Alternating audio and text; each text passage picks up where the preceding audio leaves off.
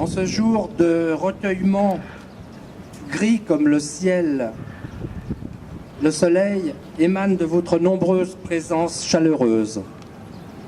L'association culturelle Agour Arménie, France-Arménie du Pays Basque, créée en 2007, remercie Monsieur le maire, Michel Venat, les membres du conseil municipal, les autorités politiques, religieuses, laïques, militaires, représentatives de notre vie sociale.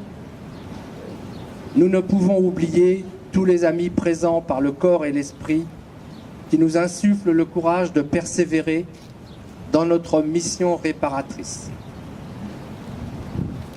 L'abricotier, dont le nom botanique est Prunus armeniaca, renferme un noyau qui fut le premier instrument de musique de nombre d'entre nous. Il en fallait râper patiemment l'extrémité plate sur les murs rugueux pour accéder à l'amande, symbole de vie. À l'aide d'une épingle, nous retirions le devenir de l'arbre, la substantifique moelle, et miracle, le souffle de nos lèvres sur la petite flûte stérile rendait une stridente litanie.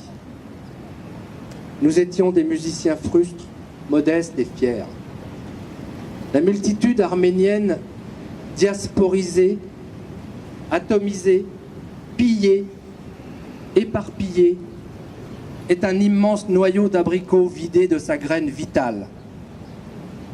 Elle doit retrouver sa musique interne, refaire des racines sans sa bouture parentale. C'est un peuple à la culture hors sol, privé du terreau familial, porteur des strates d'histoire intime. Hormis les épisodes glorieux des temps anciens, il vit sans jardin d'Éden, lui qui accueillit Noé sur le vénérable mont Ararat, berceau d'une renaissance. Aujourd'hui, c'est à ce peuple survivant de recréer son monde à partir d'un ADN fait d'orgueil, de fierté, d'indépendance, de courage, de résilience, mais aussi d'une tendance au compromis et à l'opportunisme parfois ambigu. Les enfants exilés savent qu'il existe une République d'Arménie en guerre, encore soviétisée. Ils s'y réfèrent sans s'y fixer, après avoir vu leurs parents et grands-parents sortir de l'enfer du côtoiement ottoman, mortifère. Ils peinent à repeupler un pays enclavé et menacé. Nous déplorons l'impuissance géopolitique de la communauté internationale à forcer la Turquie à reconnaître le crime de génocide envers le peuple arménien.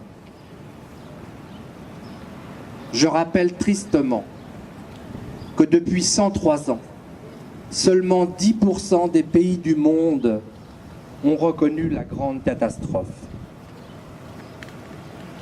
Nous, les Arméniens français, enracinés fragilement sur la terre gauloise et basque, nous devons tous ensemble, avec nos amis de toute origine épris de justice, informer sans relâche de la tragédie endurée par un peuple de culture trimillénaire.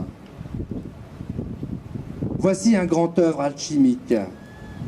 Coaguler le sang coulé et le sang nouveau et transformer le plomb du passé en or à venir.